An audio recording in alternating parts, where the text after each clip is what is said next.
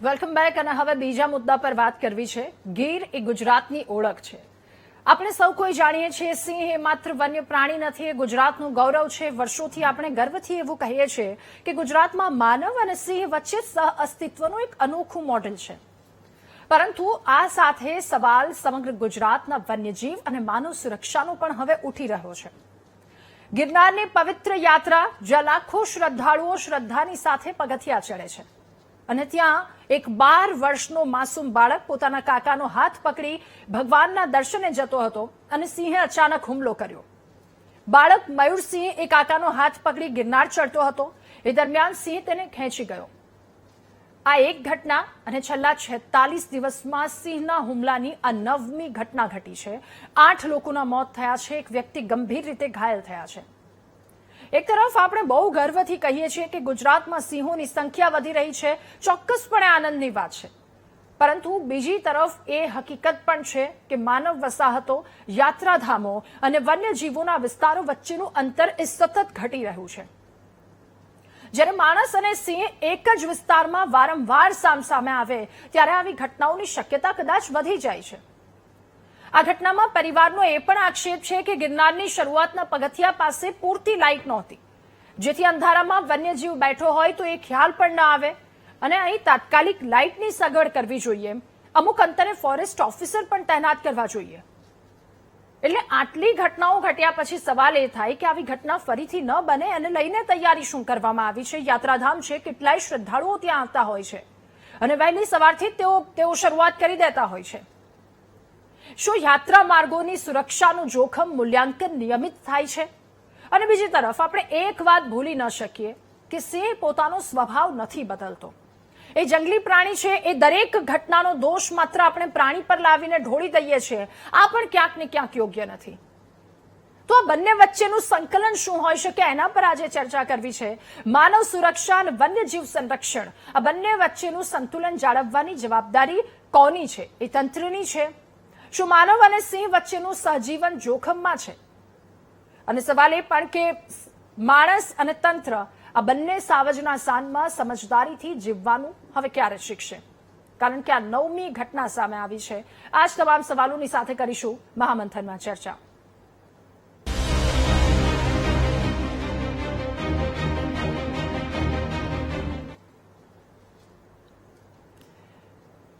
એટલે સાવજના સાનમાં માણસ સમજી જાય હજુ કેટલો સમય લાગશે? કારણ કે 46 દિવસનો એ આંકડો સામે આવ્યો છે। 9 જેવો હમણાં જ આપણે કિસ્સો એક જોયો કે સિંહોના મેટિંગ ટાઈમ વખતે યુવાન ત્યાં જાય છે અને એને જીવ ગુમાવવાનો વારો આવે છે। બીજી એક એ વાત પણ કે માલધારી કે જેને સિંહે પકડી લીધો હતો, એના પગને કેટલું અડધી કલાક સુધી સિંહ એ પગને એના મોઢામાં લઈને બેઠો હતો અને એ બંને સામસામે। એટલે ત્યાં પણ એક સવાલ થઈ ગયો, કારણ કે વ્યક્તિને સિંહનું નેચર શું છે, સિંહનો સ્વભાવ શું છે એ ખબર હતી અને કેવી રીતે હેન્ડલ કરવો એ ખબર હતી અને બહુ જ શાંતિથી સિંહને પંપાડ્યું, ત્યારબાદ સિંહણ ત્યાંથી જતી રહી। એટલે વર્ષોથી સહજીવનની વાતો કરવામાં આવે છે, પરંતુ એ સહજીવન જેમણે જીવ્યું છે, જેમણે શીખ્યું છે અથવા તો જે એમાંથી મોટા થયા છે, એ લોકોને ખબર છે કે આ હેન્ડલ કેવી રીતે કરવું। આ પ્રાણી છે, એમની જે જગ્યા છે એ જગ્યા એમની જ છે, એમાં માનવો વચ્ચે આવી રહ્યા છે તો ક્યાંક ને ક્યાંક આ ઘર્ષણ એના માટે પણ થઈ રહ્યું છે અને ક્યાંક નિર્દોષ લોકો પણ આ વાતને લઈને જીવ ગુમાવી રહ્યા છે। તો બંને તરફના જે કિસ્સાઓ સામે આવી રહ્યા છે, આખરે શું થઈ રહ્યું છે એ પણ જાણવાનો પ્રયત્ન કરીશું, કારણ કે 9 લોકોના 8 લોકોના મોત નીપજે છે, ગંભીર રીતે ઘાયલ થાય છે। તો આ ક્યાંક એ ચોક્કસથી સવાલ માણસો માટે પણ થઈ જાય છે અને બીજી તરફ એ સવાલ વન્યજીવ સંરક્ષણ, એ પ્રાણીઓની સુરક્ષાને લઈને પણ સવાલ ઉઠે છે। આ જ તમામ સવાલોની સાથે મહામંથનમાં આપણે ચર્ચા કરીશું। આપણી સાથે ડીટી વસાવડા સર જોડાયા છે, નિવૃત્ત CCF છે, અને જયદીપભાઈ ઉડેદરા સિંહ પ્રેમી આપણી સાથે જોડાયા છે અને મૃતકના પરિવારજન ભાવેશભાઈ ડાભી આપણી સાથે જોડાયા છે। આપ સૌનું ખૂબ સ્વાગત છે મહામંથનમાં। ભાવેશભાઈ, શરૂઆત આપનાથી કરવી છે। ખૂબ જ દુઃખદ વાત, ખૂબ જ દુઃખદ કિસ્સો જે સામે આવ્યો છે, નાનકડું બાળક અને સિંહ બાળકને ઉપાડી જાય છે, એટલે સવાલ એ થાય છે એ ઘટના આખી શું હતી અને તરત જ આપના તરફથી એ પગલાં શું લેવામાં આવ્યા હતા? શું એ વિસ્તાર કે જ્યાં પૂરતી વ્યવસ્થાઓ ગોઠવવામાં આવી હતી કે કેમ? શું કંઈક ઘટ્યું જેના કારણે આ ઘટના થઈ હોય એવું આપને લાગી રહ્યું છે? ભાવેશભાઈ, સવારે ફોન આવ્યો, બરોબર, આવું ઘટના બનેલી, ગુમ થયેલો છે એવી ઘટનામાં પહેલો કોલ આવ્યો મારામાં। ત્યારબાદ મેં ફરી કોલ કર્યો મારા જીજુને કે ત્યાંથી આ શું ઘટના બની એમ. તો મારા જીજુ કે પેલા એમને કોઈ દિવસ જણાવ્યું નહીં કોઈને 1 કલાક સુધી તો કે આવું થયું છે. શાંતિથી બધા અહીંયા કોઈ તફડી ના કરે એટલા માટે એમને જણાવ્યું નહીં. વાત એ રીતના કરી કે આપણે ગુમત થયેલો છે, મળી જશે. પછી મારામાં એક વિડીયો આવ્યો ત્યાંથી. મેં ફરી કોલ કર્યો એમને. ફરી કોલ કરીને મેં એમને પૂછ્યું ત્યારે એમને મને આવો જવાબ આપ્યો કે અંધારાના કારણે આવું બધું થયું. તો ત્યાં કઈ વ્યવસ્થાઓ કઈ નથી અને બે અંધારાના પ્રોબ્લેમને લઈને બધું બની ગયું. ઓકે, જ્યારે મદદ માંગવામાં આવી એમને તમામ લોકોને વાત જણાવી, આસપાસથી મદદ માંગી, તો એ કેટલા સમયમાં મદદ મળી હશે એમને? એને લઈને કોઈ અંદાજો છે તમને?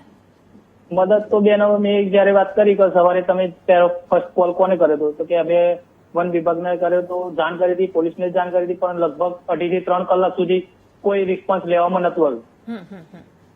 બરોબર, એટલે એમની કોઈ એવી એટલી લાપરવાહી કહેવાય એમ. 2.5 કલાક સુધી કોઈ રિએક્શન જ ના આપ્યું કોઈ. ઓકે, જયદીપભાઈ, હવે આપની પાસેથી એ સમજવું છે કે આ થઈ શું રહ્યું છે? 46 દિવસનો જે આંકડો સામે આવ્યો, 8 લોકો અને 1 વ્યક્તિ ઇજાગ્રસ્ત થયા છે, એટલે આ હમણાં આટલા બધા હુમલાઓ વધી કેમ રહ્યા છે કે પછી હમણાંથી આટલા લોકો સામે આવી રહ્યા છે? અને બીજો સવાલ તો એ કે સિંહ તો માણસ તો એ સિંહનો ખોરાક જ નથી, તેમ છતાંય હુમલાની આટલી ઘટના, તો માણસ તરફથી શું કઈ એવું બિહેવ કરવામાં આવી રહ્યું છે કે રંજાડે છે કે શું? એટલે આ બધી ઘટનાઓ ઘટવા પાછળનું એકચ્યુઅલ કારણ તમને શું લાગી રહ્યું છે? એક તો એવું બની શકે કે આપણે સિંહ સંવર્ધનની વાતો કરી છે અને સિંહને આપણે ખરેખર વન વિભાગની બહુ સારી કામગીરી છે અને 900+ સિંહ આપણે કરી દીધા, બરાબર છે. તો જે 1970માં જે જંગલ હતું ને, આજે એટલું જ જંગલ આપણી પાસે છે, ઉત્પાદનમાંથી ઘટ્યું છે. ગુજરાત ડિફોરેસ્ટેશનના મામલામાં ટૂંકમાં આગળના ક્રમે છે, બરાબર છે. તો સિંહો વધ્યા છે, એની સામે જંગલ ઘટ્યું છે અને એના લીધે હ્યુમન કોન્ફ્લિક્ટના બનાવો વધ્યા છે એવું ક્યાંક એક માયનામાં આવે છે. અને બીજું જો તમે આ સિરીઝ જોવો તમે તો છેલ્લે જે હમણાં જે 10-12 બનાવો બન્યા છે એ બધા જ બનાવોમાં ક્યાંક ને ક્યાંક પાછળા સિંહ છે જે સબ છે, એવા જ બધા સિંહ છે એને હુમલા કર્યા છે. તો જે અમારું એવું માનવું છે કે ક્યાંક હમણાં જે ડકેશિયા અને સીડીવી ના નામે જે વેક્સિનેશન કર્યું છે વન વિભાગ દ્વારા, એ ખૂબ સારી કામગીરી છે. પણ કદાચ એની સાઈડ ઇફેક્ટના ભાગરૂપે આ પાછલા જે છે સિંહ ને એને કઈ અસર નથી થતી. એના વિશે વન વિભાગે યોગ્ય રિસર્ચ કરી અને અભ્યાસ કરવો જોઈએ એવું અમારું માનવું છે. ઓકે, સિંહના સ્વભાવ વિશે પણ આપની પાસે જાણીશું, પરંતુ એની પહેલા સીસીએફ આપણી સાથે જોડાયા છે, ડીટી વસાવડા સર. સર, આપની પાસેથી એ જાણવું સમજવું છે કે આટલા કિસ્સાઓ આપણી સામે આવી રહ્યા છે, એની પાછળનું મુખ્ય કારણ શું હોઈ શકે? અત્યારે જ જયદીપભાઈએ કહ્યું કે ક્યાંક વેક્સિનેશનની કામગીરી, તો શું એ હોઈ શકે? કારણ કે એક તરફ વાત કરીએ તો માણસ સિંહનો ખોરાક જ નથી, એક્સેપ્ટ જ નથી કરતો, તો પછી આ બધી ઘટનાઓ ઘટે છે, એની પાછળનું કારણ તમને શું લાગે છે? સહજીવનની આપણે વાત કરીએ છીએ, માણસને બહુ સારી રીતે આવડે છે સિંહ સાથે રહેતા, સિંહે પણ એક્સેપ્ટ કર્યું છે કે આ માણસોની સાથે જીવવાનું છે, તો પછી એ પાછળનું કારણ શું હોઈ શકે? રાધા, આપણે વાત કરી દઉં કે જે આ ઘટનાઓ ઘણી બધી ઘટી રહી છે, સિંહ છે એને આપણે જંગલનો રાજા કહીએ છીએ. માત્ર રાજા નહીં પણ એને રોયલ એનિમલ કહેવામાં આવે છે, ખાનદાની પ્રાણી છે. અને આજ સુધી સિંહે કોઈ યાર ખાનદાની મૂકી હોય એવું નથી. પરંતુ મને એવું લાગે છે કે આપણે માણસ તરીકે એને મજબૂર કરી રહ્યા છીએ કે એ આવું વર્તન કરે. આપણે એના રહેઠાણની અંદર ઘૂસી ગયા છીએ, આપણે એના બેડરૂમમાં ઘૂસી ગયા છીએ, આપણે એ ડાઇનિંગ ટેબલ ઉપર હોય ત્યારે એને હેરાન કરીએ છીએ, એને ખાવા નથી દેતા, મેટિંગ કરવા નથી દેતા, એને આરામ કરવા નથી દેતા, અને એના પરિણામે આ એક્શનનું રિએક્શન સિંહ આપે છે હુમલા કરીને. અને જે પજવણીની વાત કરી કે આપણે ઘણી પજવણી કરે, તો પજવણી એક માણસ કરે છે અને ભોગ બીજો માણસ બને છે. આજની જ દાખલી કરી, મારે તમામ મૃતકો જે આપણે વાત કરી કે આટલા બધા મૃતકો બન્યા, તમામ મૃતકોના પરિવારજનો અને એમની સાથે મારી સંવેદનાઓ છે. પરંતુ આ જે સિંહ છે એના વર્તનને સમજવું ખૂબ જ જરૂરી છે. જે આવી ઘટનાઓ બને છે, જેમ આ જે બાળકનું મૃત્યુ થયું એ મહેમદાવાદ વિસ્તારના છે, તો એને ખબર નથી કે સિંહ શું છે, એના પરિવારજનોને કદાચ ખબર નહીં હોય સિંહ છે, તો સિંહ હોય તો એ વિસ્તારમાં શું કરવું જોઈએ એ ખબર નથી. અને એના પરિણામે ઘણીવાર આકસ્મિક એકબીજાના સામસામે આવી જાય કે આવું થાય ત્યારે આવી ઘટનાઓ બને છે. તો જે ખાસ કરીને વન વિભાગની એ ફરજ બની રહે કે જે બહારના વિસ્તારના જે માણસો આવે છે, જે લાઇન લેન્ડસ્કેપમાં નથી રહેતા, એમને ખાસ સિંહ હોય તો શું કરવું અને શું નહીં કરવું એની એક જાગૃતતા અભિયાન ચલાવવું જોઈએ. તો આની અંદર ચોક્કસ ઘટાડો થઈ શકે. સાથોસાથ જે હમણાં અમરેલીના લીલિયામાં ઘટના બની કે મીટિંગ ચાલતું હતું ને લોકો ત્યાં સિંહ દર્શન કરવા ગયા, તો હવે તમે કેવી રીતે કોઈના બેડરૂમમાં ઘૂસી જાવ તો એ માણસ તમને વેલકમ કરશે? તો એ આ હુમલાનું, અને પછી આપણે સિંહને બદનામ કરી છે. હવે તમે જુઓ સિંહની પરિસ્થિતિ શું થાય. એ સિંહને પકડી લેવામાં આવ્યો છે અમરેલી લીલિયાનો. સિંહનો એ કુટુંબ હોય છે, સિંહ ક્યારેય એકલો ભાગ્યે જ હોય છે. સિંહના કુટુંબના વડાને પકડી લે તો એ સિંહના ફેમિલીનું શું થશે? આ સિંહણ, એના બચ્ચાઓ, એક આખો પરિવાર વિખાઈ જશે. જે આપણે ભાવનગરના પાલીતાણાની વાત કરી કે એક વ્યક્તિ ઉપર સિંહ અડધો કલાક સુધી બેઠો રહ્યો. સાહેબ, એ ઘટનાની અંદર રાધા બાજુના ગામમાં સિંહે મારણ કરેલું એ ગ્રુપને, અને એ મારણ જ્યારે ખાતા હતા ત્યારે એના ઉપર પથ્થરમારો કરવામાં આવ્યો, એને હેરાન કરવામાં આવ્યા, અને પરિણામે એ સિંહ ત્યાંથી ઉઠી અને બાજુના ગામમાં જઈને એના હુમલો કર્યો. ઓકે, એટલે આપણે ટૂંકમાં ક્યાંય સિંહોને, પ્રાણીઓને છોડ્યા જ નથી. આપણને એવી આદત થઈ ગઈ છે માણસો તરીકે કે સિંહ છે એટલે બહુ ખુમારી વાળું, બહુ જ આવું પ્રાણી છે, તો આપણે એને એ જ અંદાજમાં જોઈએ. એ સિંહ બેઠો હશે તો કદાચ આપણને એમ થાય કે આ તો બેઠો હતો. મતલબ આપણી અપેક્ષાઓ બહુ વધી ગઈ છે. અને એક બહુ સરસ આપણે વાત કરી કે ક્યાંક એક બે ના કરતૂતના કારણે આવા બિચારા નાના બાળકોને ભોગવવાનો વારો આવે છે, જે ખૂબ શરમજનક અથવા એ વાત કહી શકાય. જયદીપભાઈ, ફરી એકવાર આપની પાસે સિંહના એ લક્ષણો વિશે પણ આપની પાસેથી જાણવું છે કે કઈ એવી વાત હોય જે આપણે સાવધાન થઈ જવાની અથવા તો સતર્ક થઈ જવાની જરૂર છે? જેમ સાહેબે કીધું, વસાવા સાહેબે કીધું કે આપણે એના બેડરૂમમાં ઘૂસી ગયા છે, આપણે ડાઇનિંગ ટેબલમાં ઘૂસી ગયા છે. તો સિંહ છે એકચ્યુઅલમાં રોયલ પ્રાણી છે. એ ક્યારેય કોઈ કારણ વગર હુમલો કરતો જ નથી, બરાબર છે, સિવાય કે આપણી કન્નડ.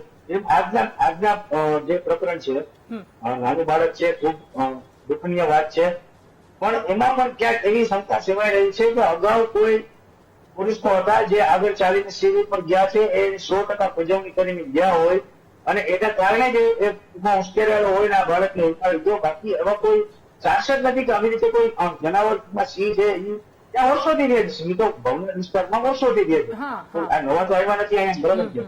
તો અને જુનાગઢ છે પર્યટનનું સ્થળ, વર્ષે દાડે લાખો પર્યટકો, શ્રદ્ધાળુઓ, ભાવિકો અહીંયા આવે છે. ગિરનારની પરિક્રમા થાય છે, શિવરાત્રીનો મેળો થાય છે. તો ત્યારે વન વિભાગ સંકલન કરીને જનાવરને ડિસ્ટન્સ રાખે છે ત્યારે, બરાબર છે. તો આ સિંહ તો અહીંયા ટૂંકમાં કાયમી વસવાટ કરે છે, એવું નવીન નથી કે ભાઈ આજે હુમલો કર્યો. ક્યાંક એવી અમે શંકા સેવાઈ રહી છે કે આમાં એની કન્નડ થયેલી છે, બરાબર છે, અને એ ડિસ્ટર્બ થયો અને આવો હુમલો કર્યો એવી શક્યતાઓ છે. બિલકુલ. એટલે અને ત્યારબાદ બહુ જ આ એક દુઃખની વાત કહી શકાય કે નાનકડા બાળકને આ બધી વસ્તુ ભોગવવાની વાત આવે છે. એક માણસ તરીકે આપણે એટલું તો સમજીએ કે ક્યાંક આપણને સિંહનું એ સ્વરૂપ જોવાનું છે, અથવા તો એ લાઈવમાં ને લાઈવમાં આપણે બીજા કેટલા પરિવારોને તોડી રહ્યા છે, બીજા કેટલા પરિવારોને હેરાન પરેશાન અથવા તો એમના સ્વજનો આવી કરતૂતોના કારણે એમને ગુમાવવાનો વારો આવ્યો છે. ભાવેશભાઈ, ફરી એકવાર આપની પાસે હવે શું આપના તરફથી હવે શું થવો જોઈએ આ કેસમાં, અને સાથે અન્ય લોકો જેઓ એ વિસ્તારમાં જાય છે એ શું ખાસ ધ્યાન રાખે? આપના તરફથી શું અંતિમ પ્રતિક્રિયા? મારા તરફથી તો બીજું કઈ જ નહીં, પણ હવેથી આ ઘટના ના બનવી જોઈએ. જેમ અમે અમારો એક કુળનો ચિરાગ જે ગુમાવ્યો એ રીતે બીજા કોઈના પણ કુળનો ચિરાગ ના ગુમાય એવી સરકારશ્રીને આવેદન, અને અમારા તરફથી બસ આ કહેવા માંગીએ છીએ અમે કે જેટલી બને એટલી સુવિધા કરો, કોઈના પરિવારને આવું દુઃખ ફરી સહન કરવાનું ના થાય એટલી અમારી નમ્ર અરજ. બિલકુલ. વસાવડા સર, ફરી એકવાર આપની પાસે, એટલે ત્યાં લાઇટિંગ નહોતી એ વાતને લઈને પણ અત્યારે પરિવારજનોએ કેટલાક સવાલો ઉઠાવ્યા છે. પૂરતી વ્યવસ્થા નહોતી, અને જ્યારે પણ આવી ઘટનાઓ ઘટે છે સીધો વન વિભાગ અને એમની કાર્યવાહી પર એક સવાલો ઉઠી જાય છે કે કાર્યવાહી નથી કરવામાં આવી. તો એ બહુ જ મોટો આખો વિસ્તાર હોય છે, એ ઝૂ જેટલો વિસ્તાર નથી હોતો કે વન વિભાગ તમામ જગ્યા પર પહોંચી શકે. એટલે આટલા મોટા વિસ્તારમાં એ કામગીરી પણ કેટલી મુશ્કેલ બની શકે. સાથે એક માણસ તરીકે આપણે માણસ બનતા શીખીએ, એને લઈને આપના તરફથી અમારા દર્શક મિત્રોને એક મેસેજ. બિલકુલ સાચી વાત કરી રહ્યા હતા. તો સૌથી પહેલી વાત કરું તો કે વન વિભાગ તમે જો કે આટલા જેટલા આપણે 9 ઘટનાની વાત કરી તો આ 9 ઘટનાની અંદર જે જવાબદાર સિંહ કે સિંહનું ગ્રુપ છે એને પકડી લેવામાં આવે છે. મોટા ભાગે 24 કલાકની અંદર પકડી લેવામાં આવે છે. એટલે વન વિભાગે જે પોસ્ટ ફેક્ટો જે એની કામગીરી છે એ સારી રીતે કરી છે એમ હું માનું છું. અને સાથોસાથ મારી લોકોને એક અપીલ છે કે આ જે દુઃખદ ઘટના છે સવારે 5 વાગ્યાની છે, હા, જ્યાં અને એ ગિરનાર છે એ સેન્ચુરી એરિયા છે, સિંહનો એરિયા છે, દીપડાનો એરિયા છે. તો આવો કોઈ પણ વન વિસ્તાર હોય કે જ્યાં સિંહો રહેતા હોય, દીપડા રહેતા હોય, ત્યાં આપણે રાત્રિના જો ફરજિયાત ન હોય તો રાત્રિ દરમિયાન નીકળવું એવોઇડ કરવું જોઈએ. સાથોસાથ સિંહ છે, સિંહથી એક સેફ ડિસ્ટન્સ જાળવવું ખૂબ જરૂરી છે.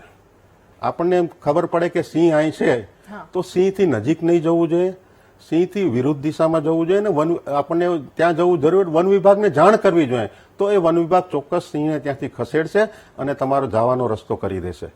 એટલે વન વિભાગ પાસેથી શું કરવું અને શું નહીં કરવું તે વન વિભાગના સ્ટાફને મળી આપણે સમજવું જોઈએ અને એ મુજબ એ સૂચનાઓનું પાલન કરવું જોઈએ. ઓકે સર, એવું નથી લાગતું કે હવે આ સૂચનાઓ અથવા તો જે સિંહની સાથે કેવી રીતે તમારે વર્તવું જોઈએ એ હવે તમામ લોકો સુધી પહોંચવાની ખૂબ વધારે આવશ્યકતા છે? કારણ કે જેમ જેમ એ સિંહના રહેણાંક વિસ્તારમાં આપણે જેમ જેમ જઈ રહ્યા છીએ માણસો, એમ આ હુમલાઓની ઘટના ઘટી રહી છે. બિલકુલ. તો વન વિભાગ પણ આવા પેમ્ફલેટ્સ બનાવીને ગામડાઓની અંદર વિતરણ કરી શકે અને જ્યાં જ્યાં સિંહનો વિસ્તાર છે ત્યાં કેમ્પ કરીને, મીટિંગ કરીને કે નેચર એજ્યુકેશન કેમ્પ કરીને સિંહના સાથે કેવી રીતે વર્તવું તે વિશે લોકોને માહિતગાર કરી શકે. જી બિલકુલ. આપ સૌનો ખૂબ આભાર મહામંથનમાં અમારી સાથે જોડાવા બદલ, આ મુદ્દા પર ચર્ચા કરવા બદલ. તો જેવી રીતે આપણે સિંહને જોવાની વાતો હોય અથવા તો સિંહને એક આક્રમક મૂડમાં હંમેશા જોવાનો આપણી ક્યાંક ઘેલછા હોય છે, પરંતુ એ પજવણી, એ ઘેલછા ક્યાંક બીજા પરિવારોને ભારે પડે છે, માસૂમોને ભારે પડે છે. અને આટલા દિવસોમાં જે કિસ્સાઓ સામે આવ્યા છે, આપણે હવે સમજવાની જરૂર છે કે માણસ તરીકે આપણે માણસ થઈએ તો સારી વાત છે, કારણ કે બીજા પરિવારોને, સિંહ પરિવારોને બધાને ભોગવવાની વખત આવે છે. આ સાથે મહામંથનમાં હાલ બસ આટલું જ. વધુ સમાચાર અપડેટ્સ માટે આપ જુઓ VTV ન્યૂઝ. નમસ્કાર.